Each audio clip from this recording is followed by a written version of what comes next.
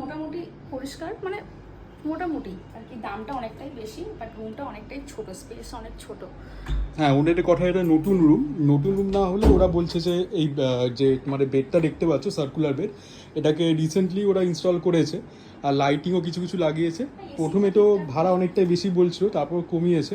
AC ঠিকঠাকই, cooling, লাইটিংটা বেশ সুন্দর, তবে রুমটা সেই তুলনায় টাকা তুলনায় অনেকটাই ছোট। বাট হ্যাঁ, আর দীঘায় ফার্স্ট টাইম আমরা যেটা দেখলাম যে 10% সার্ভিস চার্জ একটা ওরা নিয়ে নিচ্ছে, ইনক্লুড করে নিচ্ছে।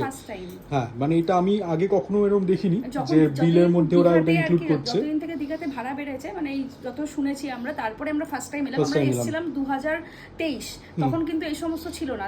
তখন ভাড়াও কমই ছিল অনেকটাই, 2-2.5 হাজারে পাওয়া যেত। এবং আরো একবার এসেছিলাম, তখন নর্মাল ছিল 900,000 টাকার মধ্যে পাওয়া যেত। বাট এখন এই রুমটা সার্ভিস চার্জ নিয়ে প্রায় 1700 কাছাকাছি। মানে সার্ভিস চার্জ হচ্ছে তোমার রুম যে টারিফটা 10% যা হবে তার 10% এর সার্ভিস চার্জ প্রথমেই নিয়ে নিচ্ছে। আর বলছে নর্মাল টাইমে রুমটার ভাড়া ওরা 2400 কি 2500 বলছিল। এটা হয় না 2400 টাকা, নর্মালি আমরা সুইমিং পুল রুম পেয়ে যাই, বড় রুম পাই।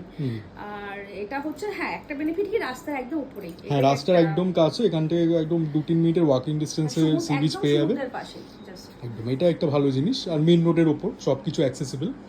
ওই জন্যই ঠিকঠাক, মোটামুটি 1600 টাকা আমাদের একটা থাকার মতো, আজকে রাতে থাকার মতো একদম ঠিকঠাক মোটামুটি পেয়েছি। যাই হোক, কিরকম লাগে এবার থেকে বুঝতে পারবো, কিরকম কেটে সার্ভিস বা কিছু সার্ভিস ট্যাক্স যখন দিয়েছি, টিফিনের সার্ভিস দেখেই নেবো। আপাতত ঠিকঠাকই আছে, দেখা যাক, এরপর কিছু হলে নিশ্চয়ই শেয়ার করবো।